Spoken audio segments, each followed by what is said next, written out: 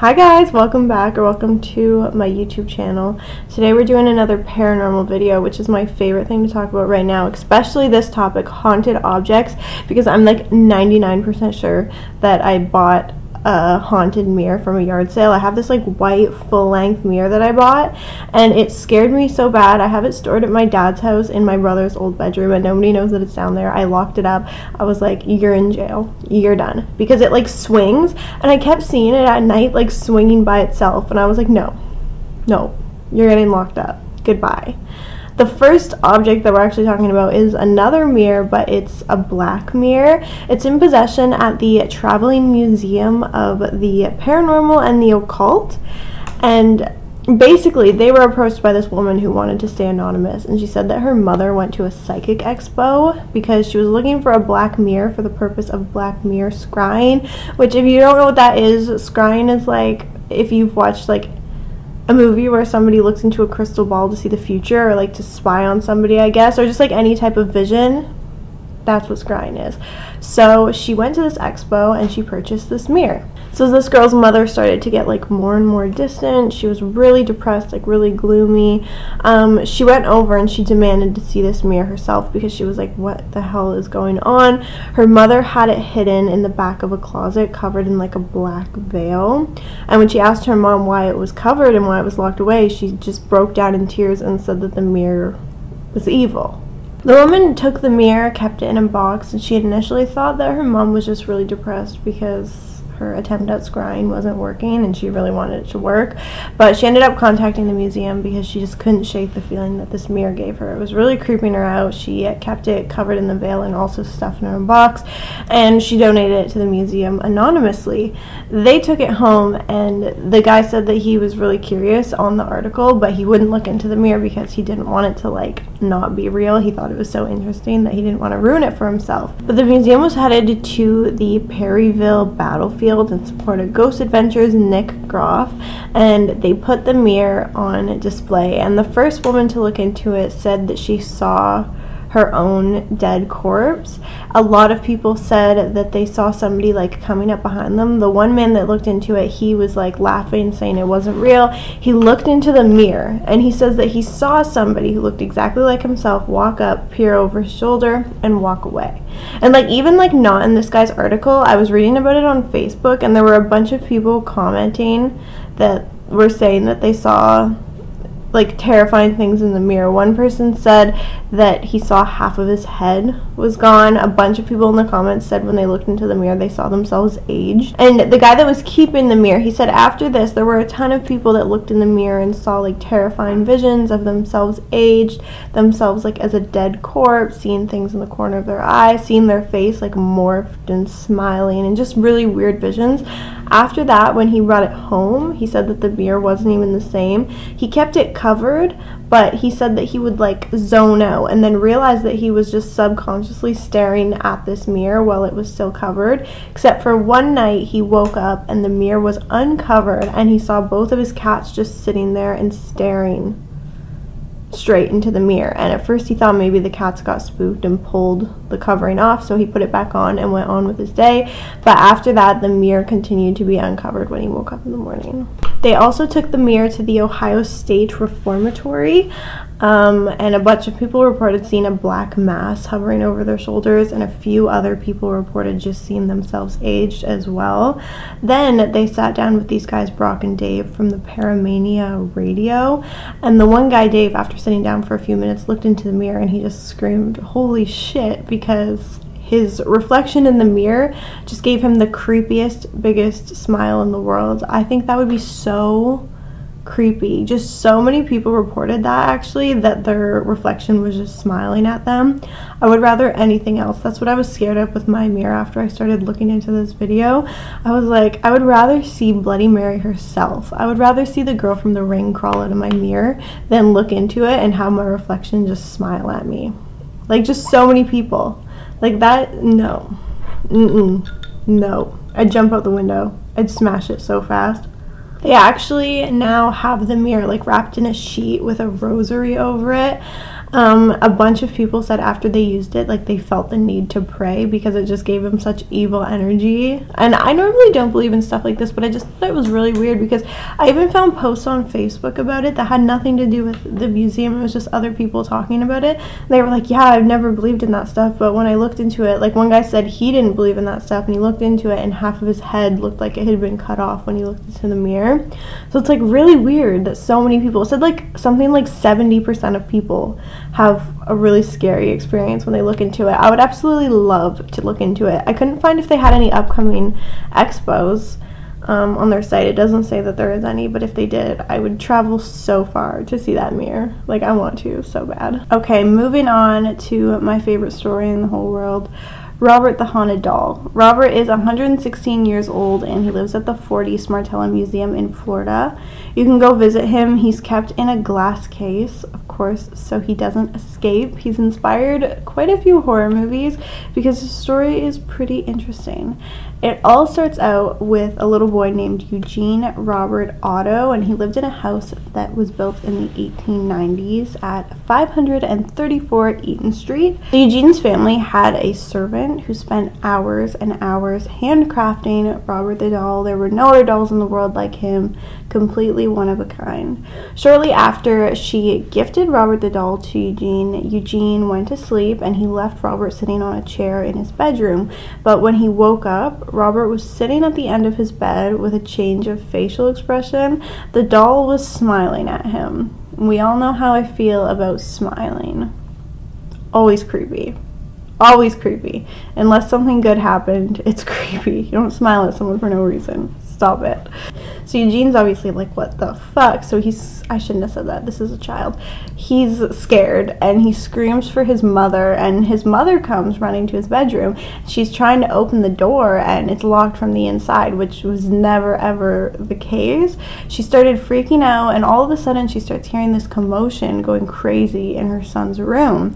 Finally, as it settles down, the door just opens and she walks in and the room is crazy. Things are thrown around. Robert's still sitting at the end of the bed but no longer smiling, and Eugene's curled up in a ball crying, saying that Robert did it. Eugene's parents were pretty skeptical, obviously, but over time things got really sketchy. Like, they kept hearing Robert giggle, and then they also heard Eugene talking to Robert and hearing Robert respond in like a really deep voice. They heard the doll giggle. They would lock the doll upstairs completely alone and hear footsteps walking around, and they also witnessed Robert change his facial expressions multiple times. So when Eugene got older, he obviously moved out and he took Robert with him, and then he went on to marry a woman named Anna, who immediately was creeped out by this doll. Like, immediately bad vibes. After Eugene's parents passed away, he actually moved back into his childhood home and he took Robert with him. So when they moved back into Eugene's childhood home, Anna asked him if he would lock Robert up in the attic. He said sure, because he didn't want to make her uncomfortable, and they kept hearing like demonic giggles coming from the attic. They would constantly hear things moving around and footsteps and things like that, and pretty much anytime they had visitors, the visitors would like ask who was upstairs. So because of that, Anna asked Eugene when they moved back into his childhood home if they could lock Robert up in the attic, and he said sure because he didn't want her to be uncomfortable. After they locked Robert up, though, it wasn't the end of things because they constantly heard like demonic giggling, footsteps, all that stuff, things moving around. Anytime they had visitors, the visitors would ask if there was somebody upstairs because they could literally hear someone walking around and laughing. And also, over time, they started to hear rumors that the kids in the area saw Robert while they were walking to school. They said that there was like this really creepy doll who would sit in an upstairs window of Eugene's house and watch them walk to school. And he was like, what the hell? Because this spare bedroom was right underneath of the attic. So Robert was locked up in the attic and they never went into the spare bedroom. He goes upstairs and he finds the doll sitting in the window. He thought it was so creepy, so he locked Robert up and also locked up the spare bedroom. But no matter how hard they tried, they couldn't keep Robert out of this bedroom. He just kept moving in there on his own to watch these kids walk to school. Then in 1974, Eugene actually passed away, and a new family moved into his house on Eaton Street. They had a 10-year-old daughter. Nobody in the family knew anything about Robert until their daughter found him up in the attic. She was just pumped to find this doll. She was really excited about it until she was terrified of him. She said that he would like walk around by himself in the middle of the night, and he was threatening to hurt her, and he was smiling at her. Creepiest thing he can do. She went to her parents. She was like, this doll's haunted. Her parents were not messing around with this. They got rid of the doll instantly. I believe that's how Robert ended up in the museum that he's in now. But like, he still haunts people even though he's locked up in his glass case. A lot of people experience bad luck after visiting him, but like, you have to do something that's like disrespectful towards him for that to happen. I read like one guy was rude to him, and then after he left, he got in a car accident, and another person had their plane delayed, so they wrote letters to Robert apologizing for what they did. But like, even the night staff that works there said that all of the activity that they see in this museum all comes from Robert. Like, he moves his head constantly, he smiles at them constantly, and they'll hear like creepy giggling like when they're closing up the museum at night. That would be the coolest job. That would be the coolest job. Does anyone want to take a road trip with me to go see that doll? Or like see everything in that museum? I'm down. Anyways, yeah, I'm not being disrespectful of Robert the doll, that's for sure. Love that guy. I mean, one thing about me, I find quite a few things scary, but creepy dolls, not a chance. I don't care what that doll does. Maybe smiling at me might freak me out a little bit, but like, it's a doll. Like, throw it. Like, I don't know what to tell you. It weighs like 2 pounds. I'm not scared of dolls, ever. But this next one, there isn't too much information to talk about. It's also at the Traveling Museum of the Paranormal and the Occult. There's not too much to talk about, but I had to because I love Ouija boards so much. These people broke the rules, though. So this is the Black Hen Planchette. It is from 1995 from Illinois. In the early 90s, a group of teenagers went to Bachelor's Grove Cemetery to play with a Ouija board. And we all know, we've all seen the movies, one of the rules is do not play in a graveyard. But they did, and all the Ouija board would spell out was Black Hen. And then after a little while, the board caught on fire and they all jumped up and ran away screaming, which again, in the movies, they always say, like, you can't break the circle, you can't end the game or anything until you say goodbye and move the planchette back. So the one girl went back to the cemetery the next day to collect the remains, and she found the scorched board, took it home, took the planchette home, and she found out that no matter how many times she tried to discard of this stuff, it just continued to come back. After a while, really scary things started to happen. Like, it started out really small, like she was getting random nosebleeds, and she was like, what is going on? I never get nosebleeds. But then she started to get fly infestations in her house. She was seeing shadowy figures. She was hearing noises, like doors closing, lights flickering, just all this creepy stuff. And then eventually it just got too bad that she was terrified to be inside of her house. She couldn't get rid of the board, so a deliverance was performed, and then the objects were bound and buried in the backyard. And obviously the planchette is in possession of the museum now, and it's not fully burnt. Just a little bit melted because it's plastic.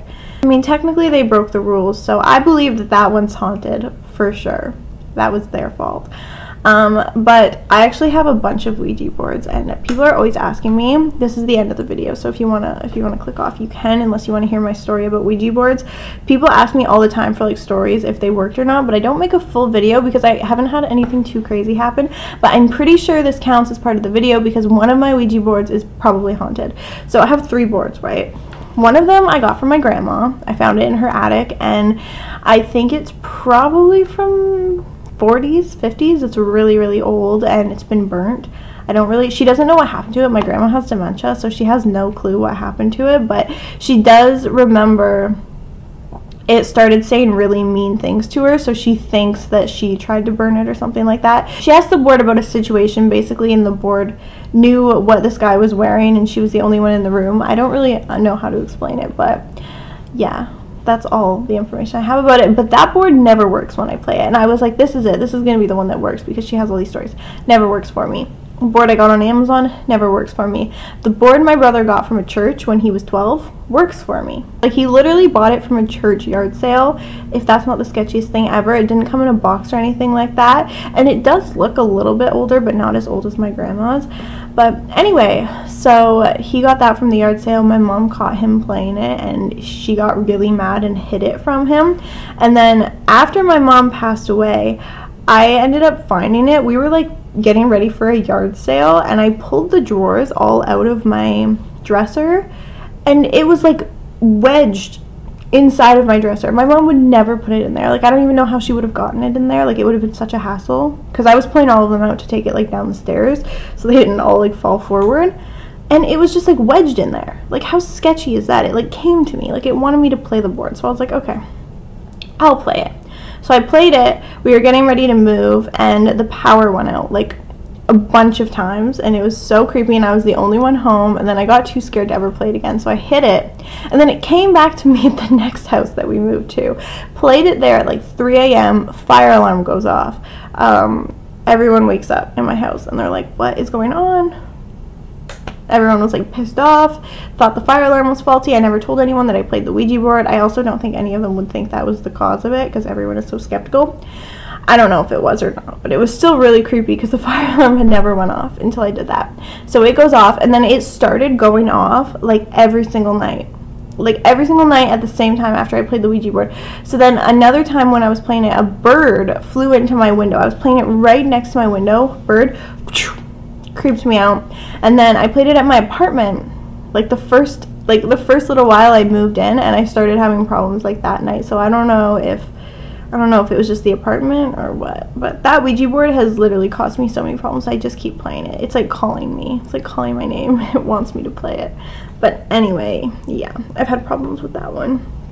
So it's probably haunted, and it came from a church. Like, I can't get over that. I can't get over it. My brother and his friend were walking past a church. There was a yard sale going on. They decided to walk through, finds this Ouija board sitting there, and he paid like 10 cents for it.